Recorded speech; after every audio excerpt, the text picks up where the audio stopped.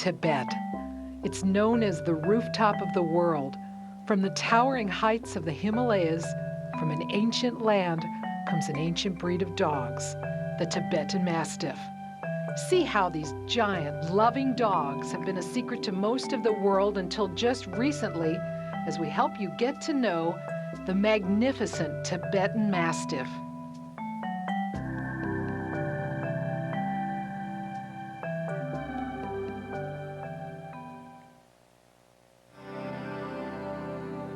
Like other great big dogs who thrive in the mountains, such as the St. Bernard in the Alps, the Tibetan Mastiff from the Himalayas, bred through hundreds of years, can withstand extreme weather and has a sturdy guard dog instinct. The word Mastiff means massive, and these dogs often weigh more than 100 pounds, so they're aptly named. Top breeder and Tibetan Mastiff expert and judge, Richard Eichhorn. Some of the first historical writings about the breed go back to about 1000 BC. There is a stone carving that was discovered in Assyria that had an outline of what is surely a Tibetan Mastiff. This dog was considered to be one of the sacred dogs of Tibet. The Dalai Lama, as well as owning a Tibetan Terrier, was said to have had Tibetan Mastiffs. I believe he had a red gold one that was pictured with him in some early photos. So it's a dog that's deeply ensconced in the Tibetan culture as a guardian, as a companion, and we're just glad that it's made its way to the Western world. The Tibetan Mastiffs have guarded the Dalai Lamas for centuries on the outside of their palaces, while the smaller Tibetan Spaniels and Terriers kept watch over His Royal Highness indoors. And here we have a Tibetan Terrier. This is Tashi. She's 12 years old, and she's the mascot around here. All the Tibetan Mastiffs have to respect her. This is where the buck stops. Tibetan Mastiffs were written about in Chinese literature as far back as 1100 BC in the 13th century. Marco Polo was accompanied on his travels with his faithful Tibetan Mastiff. And Giuseppe Castiglione created what is the earliest known painting of a Tibetan Mastiff in the 1700s while living in China. Historically, you have the traditional guardians of the temples, the homes of the wealthy, and then you also have a dog used in the very high mountains to guard sheep, village guards. The breed has been known as the protector of women and children. Before the Chinese invasion of Tibet in the 1950s, there's lots of information to suggest that the largest dogs were often given as gifts to religious orders, to the monasteries. They were purchased by the wealthy and maintained in the courtyards, chained. The native word for the breed is the doki, which translates as the tied dog or the watchdog. After the Chinese invasion, a lot of those dogs seem to have sort of disappeared. As for the Tibetan Mastiff's place in modern times, we know that in 1958, President Dwight D. Eisenhower was sent a pair of Tibetan Mastiff puppies by the Foreign Ministry of Nepal on behalf of the American Embassy in Kathmandu. The president gave the dogs to his friend, Senator Harry Darby. Senator Darby, in turn, gave one of the pups to the renowned traveler Lowell Thomas. In the 60s, we have Ann Rohr to thank for introducing the Tibetan Mastiff to the United States. Ms. Rohr, author of The Tibetan Mastiff, legendary guardian of the Himalayas, and an expert with the breed, worked in the Foreign Service in Asia from the 1940s through the 1960s. In a 1999 interview shortly before her death, she revealed how rare these dogs were. Well, the Tibetan Mastiffs are awfully hard to find. I didn't see one except this one litter from that the missionaries had there. They were that rare? Yeah. Why is that? Now, everybody wanted one. I had 3 of them picked out that I gave the money and everything, and somehow those 3 dogs never got down to Kathmandu. Oh. They were either sold or died. I heard that when the Chinese took over Tibet, they killed the dogs. Is that true? Oh, yes. So the dog was almost extinct? The Tibetan Mastiff was almost extinct? I would say it was. Anne had the vision of bringing the dogs into the country in the early 1970s when she worked for the Foreign Service in Afghanistan and Nepal. She and Don Messerschmidt sort of had the vision that this breed needed to be saved, and they were seeing fewer and fewer of the purebred dogs in the outlying regions of the Himalayas. Of course, Tibet was closed at the time, but they sort of sat down and said, let's export some of these dogs to the West, let's begin to breed them, sort of the whole vision to save these breeds. So still today, you see the very large Mastiff type, which of course Simba here represents, and then we see some very sort of more sure-footed or quicker, more athletic dogs, a bit smaller, a bit more refined in their head, that often are in the black and tan color, that came out with the refugees into the outlying areas of Nepal, Bhutan, India, perhaps Afghanistan, Kashmir, all those outlying areas where many of the Tibetan refugees left and escaped with their dogs. Very often these dogs were from the highest mountain villages, and we found out even today that some of those dogs did survive. Allegedly, the Chinese armies weren't able to go up to 15 and 18,000 feet where some of these remote villages are, and so a lot of the dogs we've discovered actually remained there for the last 40 years.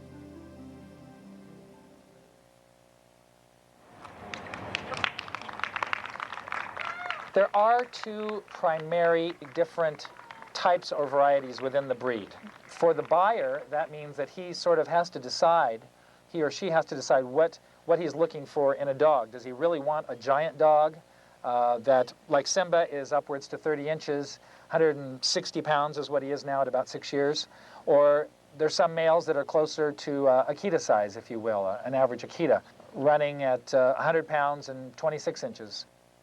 For the larger variety, the breed standard height is 26 inches and 24 for the smaller variety. The females measure in at a couple of inches shorter.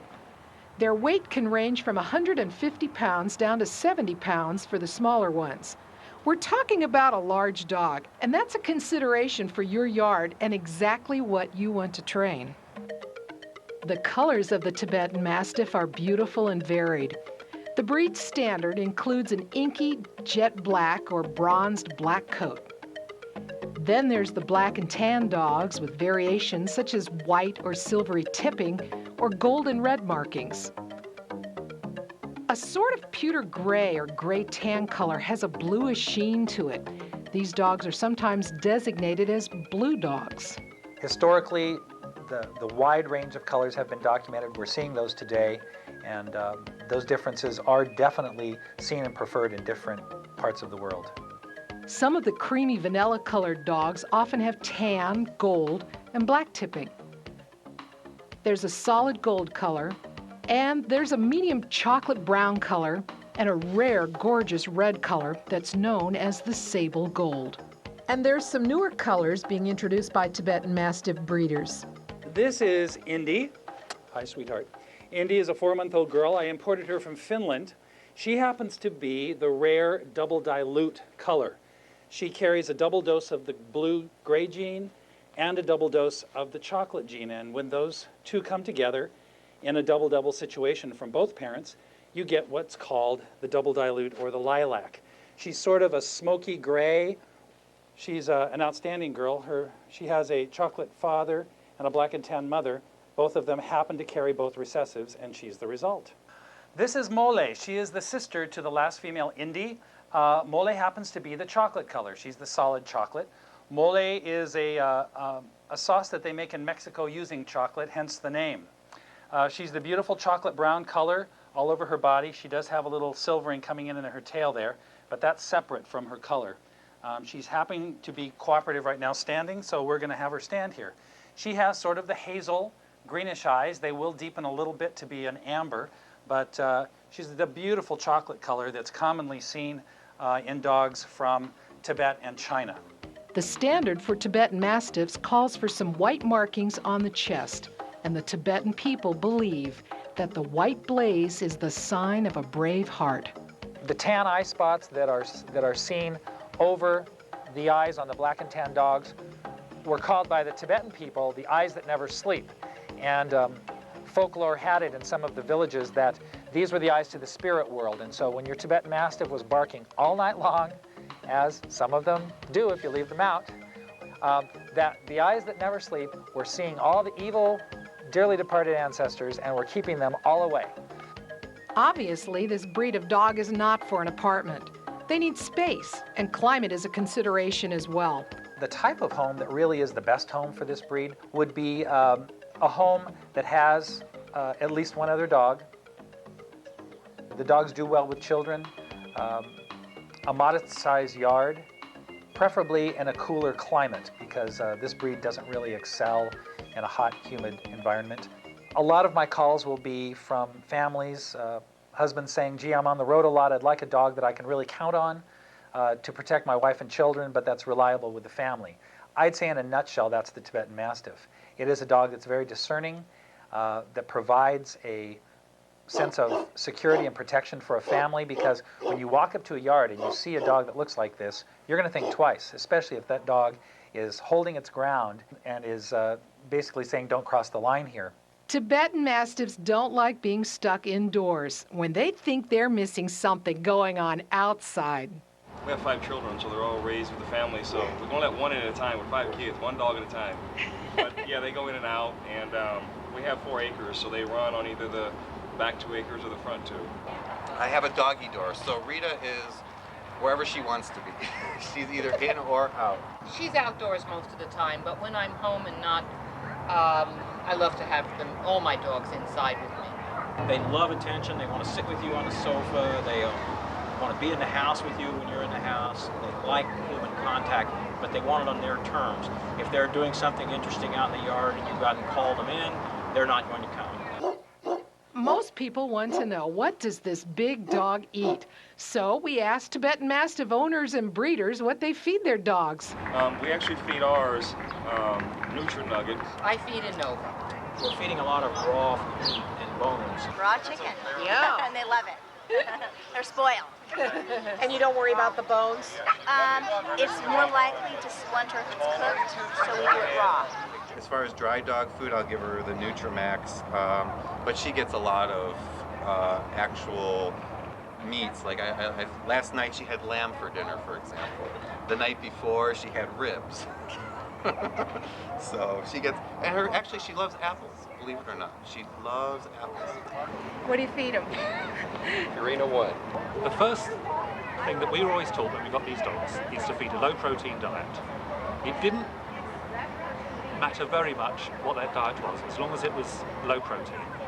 Because after all, when you think about it, that's what the dogs lived on in Tibet. There was nothing very special about their food. In fact, it was very poor. The diet was very poor, but even so, the dogs survived on it. Tibetan Mastiffs don't usually have a noticeable doggy smell, unlike many other breeds. And as far as grooming goes, keep in mind this is a long-haired dog. Actually, they have a thick undercoat that they lose every spring and a lighter feeling, silky, longer outer coat. Breeder Rick Eichhorn explains. So, as far as grooming requirements, a good slicker brush going through the coat, it pulls out a lot of the undercoat,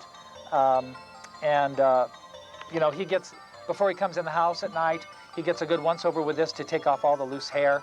And then when it is shedding time, I have sort of a rake that I go through the coat and I pull out bags full for about a month period. The Tibetans actually use this hair for weaving and spinning.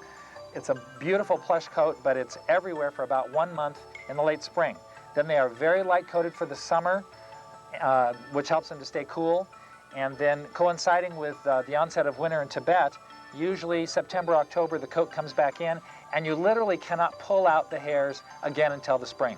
So I call it non-shedding for about 7-8 months of the year. Then there's a month to 2 months where all the hair comes out, leaving them with sort of almost a golden retriever sort of a coat, where you have the long guard hairs here that remain, but this sort of soft undercoat comes out. And so he'll look like he's lost about 15-20 pounds once he's all shed out. Minimal coat care. It's just important to brush out behind the ears, the longer feathering, of course, in the tail, and just to be sure you get down to the skin. Not a lot of work, but some attention is needed on a regular basis. Let's go, big boy. This is Sengi, and he's a champion dog, and he's going to show us what made him a champion. Sengi is pretty ideal for the standard. He's correct size, he's correct balance, he has it all. He's an overall outstandingly balanced dog. That's something that the judges look for. He fulfills the standard from his head shape. He's got the nice wide, deep, padded muzzle. He's got the wide nose letter. He's got the scissors bite with all of the teeth on both sides. The full complement of all of his molars, all the premolars. They're all there. 1, 2, 3 are all supposed to be there. So he really is a very balanced dog, and that's why he's a champion. That's why he's finished at a young age, because he really does fulfill the standard in many ways. And he's got a wonderful movement, and he shows with a really nice personality. I mean, he's just a very correct dog overall. I have dogs that I like better for different reasons, but Sengi is the entire package, very overall, aesthetically pleasing. He's the gold sable color, the nice rich red dark sable. Good boy, good boy. There are many legends about the magnificent Tibetan Mastiff. Breeder Rick Eichhorn. Apparently during the late 60s and early 70s, drugs were smuggled in the false bottoms of crates with Tibetan Mastiffs in them. So when these crates with these vicious snarling dogs would arrive at the airport, and the drug dogs would of course react to the drugs that they smelled in the crates, it would just be interpreted by the government agents that it was a dog-to-dog conflict. And so a lot of drugs supposedly were smuggled in these false-bottomed crates. I think somewhere between 8 to 12 dogs that were reported to be in the U.S. now had been used to smuggle drugs in, and now here they were, and who was going to own them? Some of those dogs became the foundational breeding dogs for the lines that we have in the U.S. Because the U.S. has very few quarantine restrictions, these dogs no longer have to be smuggled into the country. But if you want a Tibetan Mastiff, be prepared to dig into your pocketbook. Over the last 10 to 15 years, there's been a very inflated market in the Orient, in parts of Taiwan, now in China, etc. It's become sort of a dog for the wealthy. It's become a dog that businessmen are purchasing to try to make money themselves. And so you'll see prices that, for example, today you'll see puppies ranging in price in the United States from $1,000 for just an average quality pet puppy that's not used for breeding, a pet quality puppy. You'll see breeding stock ranging from $1,500 all the way up to $3,000. In China, you will see dogs ranging in price from $3,000 being the lowest that we have here in the U.S. all the way up. I've heard of puppies $15,000 to $20,000. One particular breeder who has an exclusive, who's got a good marketing campaign, and he has clients that are willing to buy that because they want the dog from the breeder out of the outstanding stud dog in China right now. Another resource for people interested in owning one of these dogs would be the Tibetan Mastiff Rescue. Information about these rescued animals can be found at www.tibetanmastiff.org. Advantages of adopting a rescued dog: they're likely to be less destructive than a puppy, they're housebroken, and you'll know exactly what your dog will look like, plus what the dog's personality is all about. The Tibetan Mastiff is a wonderful family dog, but caution is advised when you bring strangers into your yard or your home. Introduce your dog to new people and children, and make sure the little ones don't tease or torment your pet. The instinctive guard dog mentality of the Tibetan Mastiff makes the animal very protective of his familiar surroundings and his owners, but wary of outsiders. Everyone agrees, though, that your kids are safe in their own yard when their Tibetan Mastiff is standing guard. I tell people they're as good as the children are. They're great family dogs, once again, in the right hands. They love kids. They're very tolerant of kids. They'll let kids do things they won't let adults do to them. Tibetan Mastiffs have more than a few things in common: their independent spirit and their quirkiness. I think all Tibetan Mastiffs can provide some kind of amusing stories. Well, I think, first of all, their personalities are so big-hearted and strong and wise. I love that combination. And what I also love is they're goofy and playful, particularly this one. He likes to cuddle. just before bedtime, he likes to cuddle in the floor. Rita herself has great personality. She's Miss Social Butterfly. She loves to be around people, around dogs, and she has a wonderful little trick that she loves to do. She loves to be held upside down, and she just likes to lay there and let the blood rush to her head. We have some goats at home, so the dogs, it's quite funny if you get the video camera at our house, the goats think they're dogs, and so they're eating the dog food, and you know, when the dogs take off to bark, all the goats run with them. It's pretty comical. He'll stand at the sliding glass door at night wanting to come in, which they all get a chance to come in the house at night, and he'll bark and bump the door with his nose at the same time, and it's just until you come up and do something about it, you know, and then he turns around and runs away because he knows he's going to get in trouble. It's a breed that's going to have a modest following, but a loyal following. And it's up to breeders to be sure that they inform potential buyers about what it takes to own a Tibetan Mastiff, because it's not a dog for everybody, but it's a dog that can really thrive in the right type of home. Eric Holliday, a world-renowned Tibetan Mastiff judge from Great Britain, sums up what all Tibetan Mastiff owners know. But the main thing I like about dogs is they're impressive dogs. They're good companions, they can be fun, they can drive you to distraction. But overall, they're just lovely dogs. And I wouldn't be without one now. Now that you've gotten to know the magnificent Tibetan Mastiff, and you'd like more information, just go to www.tibetanmastiffs.com.